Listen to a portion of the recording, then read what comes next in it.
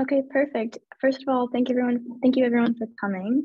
Welcome to STEM Abroad, where I'm going to tell everyone about studying abroad as a STEM or pre-health student at Barnard. And I have a collaboration with Beyond Barnard and Barnard Global. I have Dr. Amanda Dye and Chris Rockholt here to answer any questions.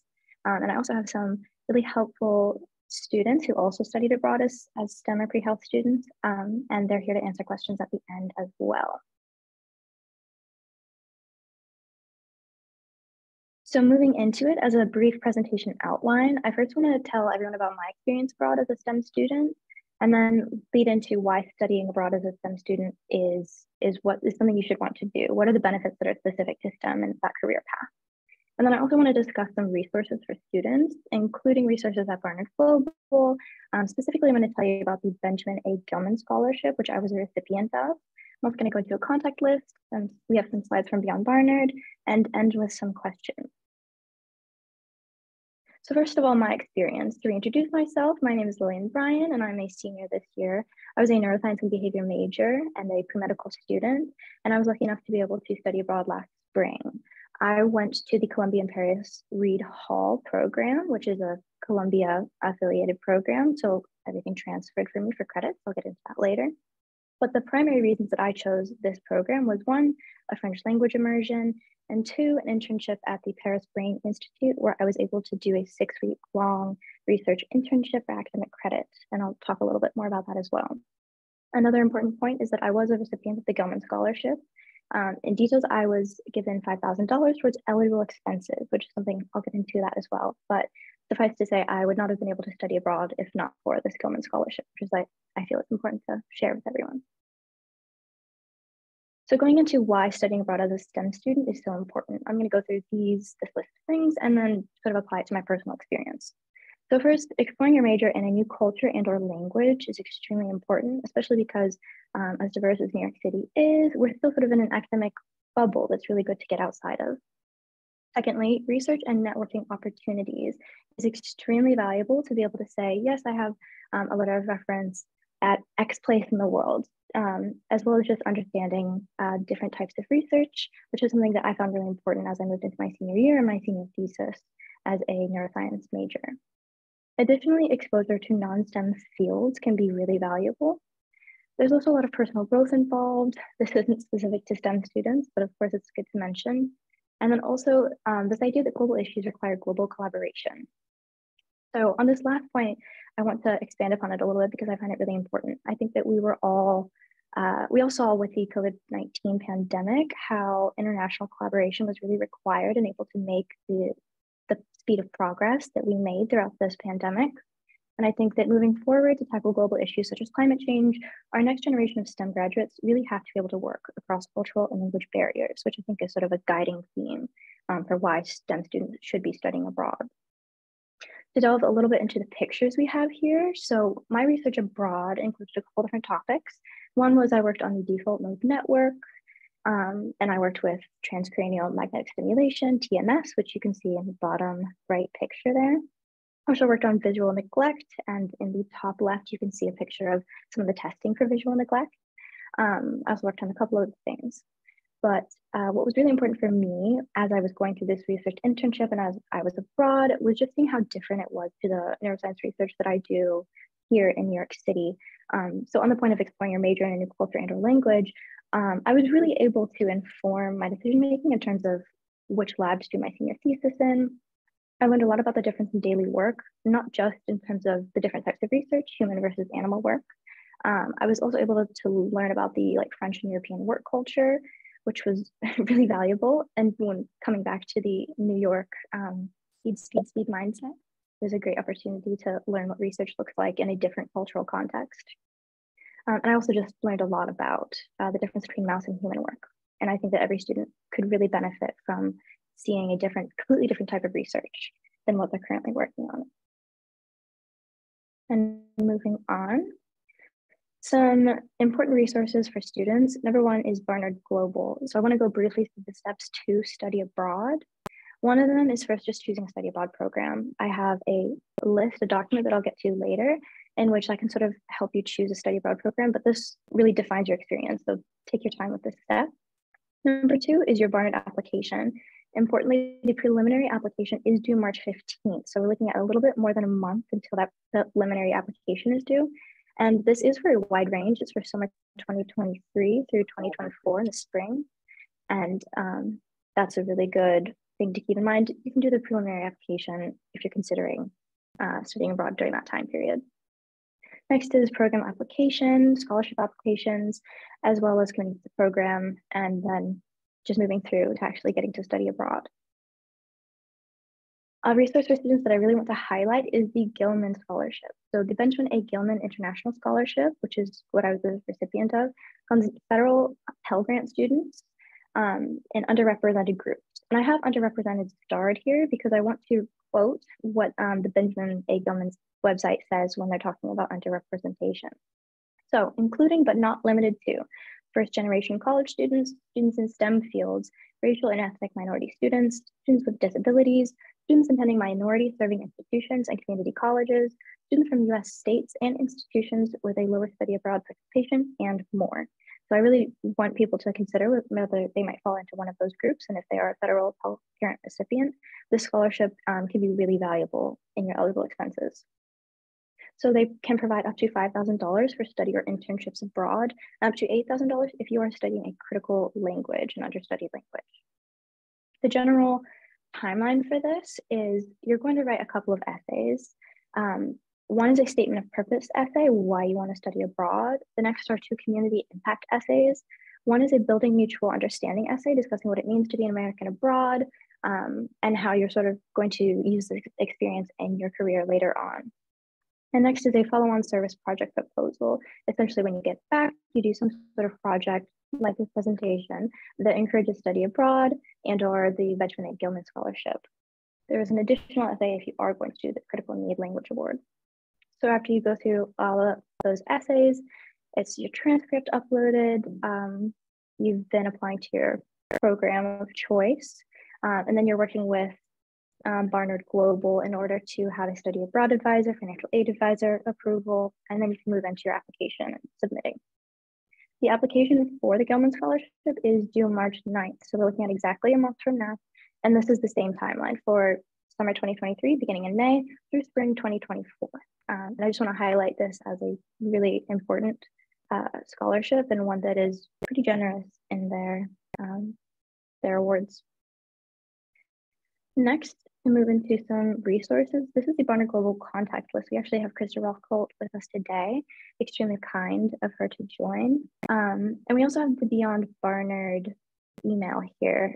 Both of these resources can really help you in your decision to study abroad. And then once you have decided or not decided, if you're moving forward with it, you can go ahead and contact them for additional information, additional scholarships. The whole thing is extremely helpful. Next, I want to get into some resources, general recommendations. So this is actually the culmination of speaking to each of the department heads at Barnard STEM programs. And the number one tip is to really plan ahead where possible. This includes committing to a major as early as possible and a program as early as possible. This is not a deal breaker. I found that I was able to make study abroad work sort of last minute in my four-year schedule, but it is a really important point is that if you want to do this, do be planning ahead, do be planning out your courses, know your major, your minor, all of those details. The next is something that I found extremely helpful as a STEM student in particular, which is to save my general education requirements for abroad. This is because oftentimes science sequences have pretty strict 1 semester, 2 semester sequencing, but then you can also sort of save these GERs and access syllabi early when possible from your study abroad programs. Oftentimes when you're looking to get permission, whether it's for a GER or for an actual science course for your major, you're able to reach out to that study abroad program, receive syllabi, and then take that syllabi and bring it to the department you're looking for credit from. And there's also a study abroad credit at barnard.edu email, which is a good place to go if you're looking or have general questions about credit approval from other programs. Additionally, you really want to carefully choose a program. For me, I listed my two primary considerations in choosing a program. For me, it was important to have language immersion. And two was this research opportunity. I think research opportunities are, you don't really expect them to be available in a study abroad environment, but the fact that it was made this experience immensely more valuable for me, and I think for other students as well. Be mindful of your course scheduling as you move through, and specifically with this looking at, there are classes that they are a prerequisite to other major courses. So when you're looking at within your major, you should really identify if there's one class that is the prerequisite to every other class that you need to take. So you should get that done early. Additionally, classes are oftentimes only offered in the fall or spring semesters, and keeping this in mind as you figure out which semester you'd like to study abroad, also extremely important. External course credit opportunities, I sort of touched on this earlier, but I have heard of people doing summer programs at different, say like another university or a Barnard summer program, and getting course credit that way in order to sort of fit it all into your schedule. Another tip is to communicate directly with your department. Every single department that I spoke to, this was their advice. Speak to us directly. They want to help you address these questions, your concerns, and they want to be able to address it in a student-specific way. So every single department had this. And there's often one person in particular who can help you with these logistics. And I encourage you to figure out who that is within your department. I also have a list in this document that I'm about to share with you. So under this link and also this QR code, if anyone wants to screenshot or take a picture of it, this links to a document that I've been working on for the last 6 months, working with the different departments. So this is department and major specific information about programs in particular that might be useful for majors, as well as tips from the department about how to study abroad within that major. This gets as specific as certain courses that you need to take abroad or that you need to take at Barnard versus ones that are more easily transferable abroad, etc. So I really recommend this resource. And then next we have Beyond Barnard. Okay, thank you. So as you're thinking about your plans for study abroad, and of course thinking about their relevance for your future plans, maybe career or graduate school planning, I just wanted to say a few words about Beyond Barnard as a place that welcomes STEM students and definitely works with STEM students regularly on these kinds of issues. We offer advising on a one-on-one basis, as well as lots of events that are centered on questions about careers and internships, graduate and professional school fellowships and kind of internal funding opportunities, as well as things like campus roles. You know, if you're getting hired into a position on campus, you'll need to talk to us. And I, in particular, do advising with pre-health students. So I definitely talk with lots of people who are interested in and maybe exploring the possibility of making study abroad part of their undergraduate experience. In addition to our full-time advisors, we also work with a team of peer career advisors who are trained to help with a lot of the most common questions that students have about searching for opportunities and applying for them. And we have a wide range of majors represented there, including several folks who are in STEM majors. So you can find their bios on our website if you want to talk to somebody who specifically shares something in common with you academically. You can go to the next slide. For fellowships in particular, you can check out our fellowships database, which is also on the Beyond Barnard website. You can search for a specific opportunity. So in the screenshot here, the Gilman Scholarship, but you can also search by discipline. So if you're looking for just any fellowships that support study for STEM disciplines, you can do that in our database. You can also attend a fellowships overview. We're actually going to have a whole fellowships week a little bit later on this semester, early in March. And that's going to be an opportunity to learn about lots of different kinds of fellowships.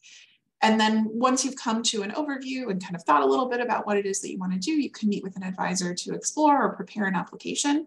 Again, some scholarships are for opportunities during undergraduate, like study abroad, and some are for things like supporting graduate education or independent study research projects. Next slide. Just to let you all know, things that might be of interest for you, events that we have coming up that you can find in Handshake. I do a pre-health overview session every month. So if you're interested in pursuing health professions and you haven't come by one, please try to. In a couple of weeks, we're going to have a session on best practices for requesting letters of recommendation, which is super important for many kinds of application processes, including some fellowships. We've got a career insight session on cognitive science. So if anybody out there is considering a cognitive science major, or maybe neuroscience, people probably would find these folks interesting as well. That's coming up on the 22nd of February. As part of our fellowships week, we're going to have a special session on fellowships for STEM students on the 8th. And then we've got tons of other things like graduate school workshops and mentors in residence, which are sessions where alums from a variety of different career fields come either in person or virtually to spend some time talking with small groups of students about their careers. So please do check out events that are coming up. Come by, join us, and ask us your questions as well. Huge thank you for listening. If there are any questions, we could answer those, but then I also have some questions for our students who came to discuss their study abroad experiences as a STEM student.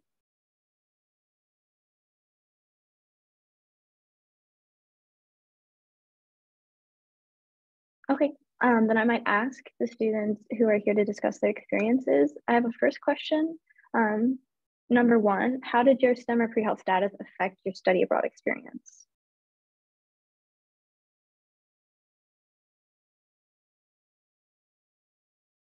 And feel free to just jump out. Yeah, I think I was similar to you, Lillian, in that I'm a neuroscience major and I studied with DIS Copenhagen in my junior spring. And when I was looking at study abroad programs, I was very cognizant of wanting neuroscience courses to be offered so that I would get a different perspective on neuroscience. And I didn't do research in the same capacity you did. That sounded really cool. But I was in a lab course that was self-directed student research. So over the course of a semester, students got to ask their own research question and really kind of follow through with it, which was a really interesting opportunity to me. I got to work with humans for the first time. Like you said, Lillian, it was a different perspective. And that research is going to be published in the Canadian Undergraduate Journal of Cognitive Science, which was cool. So just kind of a unique experience that I found with DIS of the ability to offer neuroscience classes and then offer a lab course where students often go on to publish in some capacity. So that was really cool.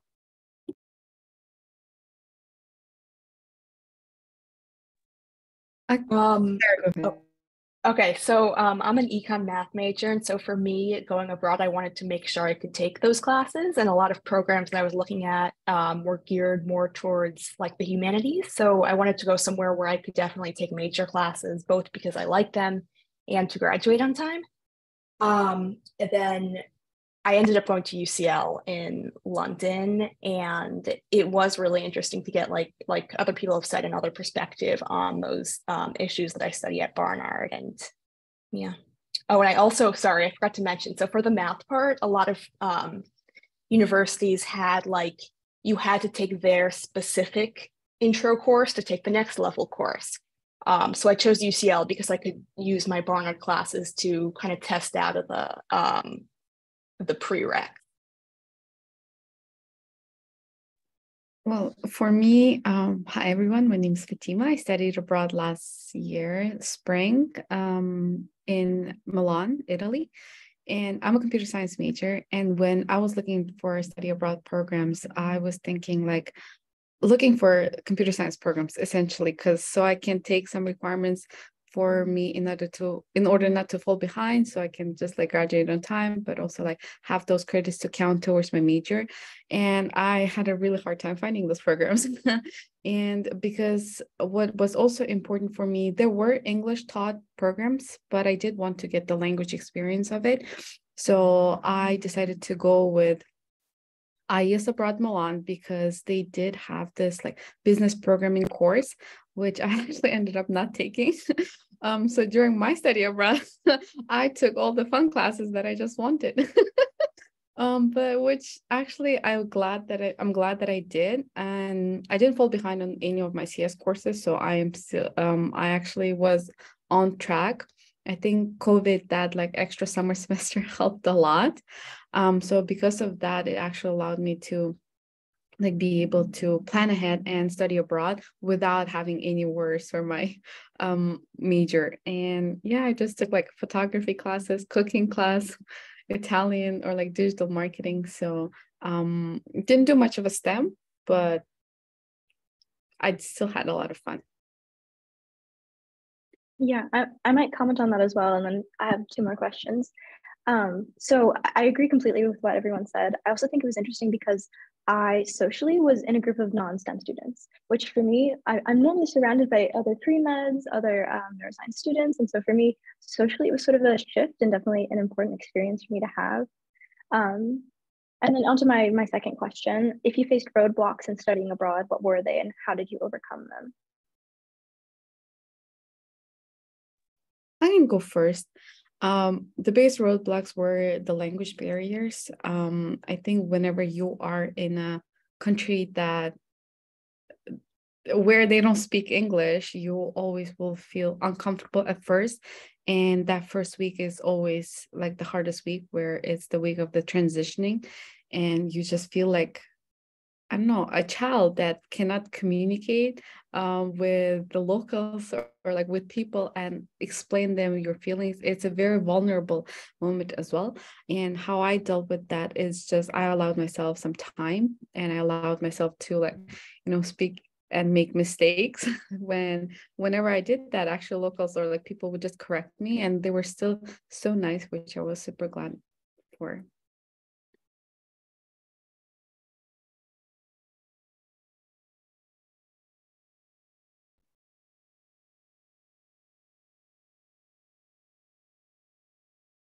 Allie or Sarah, if you want to add to that, if not, I can go.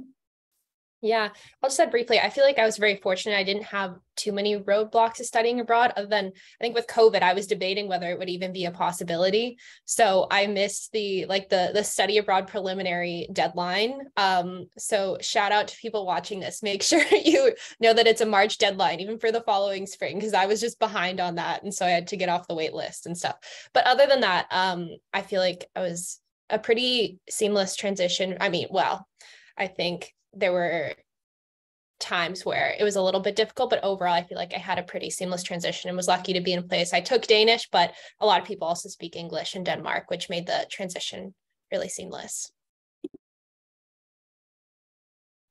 For me, it was also COVID and like the uncertainty of will I be able to go, will I not? And then also like if I get there and everything shuts down, like am I going to be okay kind of in my dorm room before I meet anyone just by myself? But luckily that didn't end up happening, and it probably will not happen to anyone who's watching this and thinking about studying abroad. I think that was like a unique last 2 semesters ago experience. Yeah, I also share COVID definitely shifted my plans back and forth.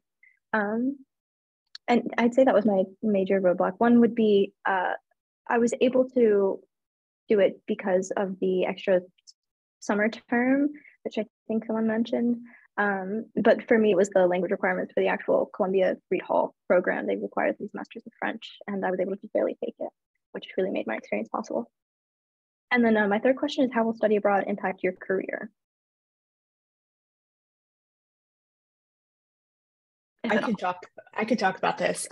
So I went to London and I absolutely loved London, like perhaps maybe even a little more than New York. So now I'm looking at like maybe not next year, but maybe in the future, like going to grad school in the UK or like getting a job there.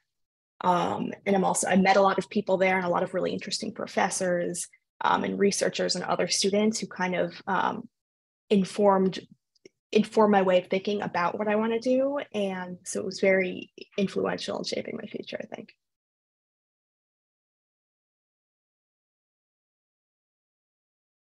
Yeah, I'll definitely echo what Sarah mentioned. I am very tempted to move abroad again. I absolutely loved my experience. And I also think that in addition to that, and potentially graduate school abroad, also like Sarah mentioned, I think career-wise, my understanding of work-life balance has also totally shifted post-study abroad. So that's something I've come to really value now in beginning to look for jobs, is that work-life balance, because in Denmark, it's just done to perfection, in my opinion. So I really valued that, and that's impacted my career search. Sorry, I'll just say something. Oh, sorry. I could echo that. The work-life balance thing was a huge difference that I noticed. And it took some getting used to. Like you can't go to the pharmacy at 10 p.m. But it really changed my way of thinking about like what's healthy and what's not when it comes to my future career and even now, like in school. Yeah, I completely agree with Ali and Sarah on both terms, in the sense of like, I do want to sometime in my life move to Europe and live there for a while, or like abroad. I mean, even though I was born abroad, but still, I'm a little bit tired of the United States. Do want to move away for somewhere. And the other part is the work-life balance. It was just fascinating how Italians live. It's just, there is this phrase in Italian, which is dolce far niente. And I think was also like very popular, I don't know, on Instagram. A lot of the people would be saying that. But what essentially it means is just like the beauty of doing of nothing. So just like living the life and enjoying it. Initially at the beginning, like when I just moved to Italy, I could not comprehend. It's like, what do you mean you close cafes and restaurants from like 2 to 6 and you open for dinner only at 7 and then you just eat dinner until like 11 p.m. I'm just like, how do you guys do that? And this pace of the life is just like very calm, very like slow, but at the same time, people are happy. People are still getting their works done. And like comparing to the lifestyle in New York is always hustling and bustling, moving around, like never non-stopping. So definitely like agree on that. Yeah, I definitely want to echo all three of those things. I thought that the work-life balance, because I was in France and they take their downtime very seriously. They take their lunch hours, plural, very seriously. And that's something I really came to appreciate when I got back. And it's like, oh, you work through lunch every day. I think an additional way that study abroad impacted my career choice is that I was interested in an international path. I was interested in working with MSF. And this experience definitely confirmed that interest, but also sort of showed me in what ways. For example, it also really impacted the research that I'll be doing. I think I mentioned earlier, but I really had the degree to which I really prefer mouse research, which is not something I would have thought. I would have thought, oh, I'm pre-med and I must enjoy doing research with human subjects. But I found out that while I really valued being able to see that like research to actual medicine pipeline, I was working with actual therapies. I learned that in research terms, I really enjoyed like having the most control over the situation. And human work is a completely different ball game. So it confirmed and denied these various parts of my career moving forward, and I found that just invaluable. I also found out that I enjoy the hustle bustle of New York City. I adored Paris, but it was interesting to me that I went to Paris and missed New York, and I think that told me more about myself than almost anything else could have. So that definitely impacted my career choices and location moving forward as well. And those are all my questions. Anyone has anything else to add or not? Questions? Lillian, can I ask you one question? Absolutely. I was curious, outside of your internship, did you take all of your courses at Reed Hall, or were you able to take any at one of the local host universities during your semester? I had the option to take at local host universities. I ended up staying on Reed Hall's campus, which honestly I don't regret at all, because I heard about the French school system through people who were taking classes there, and I think that was an extra layer of immersion, but therefore an extra layer of difficulty. And I found that the Columbia spirit was strong on the Reed Hall campus. It's really cute. I valued that even outside of a STEM perspective. That's great. I'm happy to hear that. Yeah, that's one thing that can be challenging, especially for STEM majors, is not knowing exactly which courses might be offered at one of the local host universities. So, that's one of the things, like you mentioned, is a little bit out of our control. It takes a little bit more energy and autonomy once you're there to figure out, do I want to do this? Can I do this? And how might it fit in? But I'm glad to hear that what was offered at Reed Hall fit with what you were looking for. And we hear that quite a bit from the many Barnard students that go there. Yeah, for sure. And also the Columbia affiliation allowing for just seamless credit transfer, that definitely made my experience a lot easier.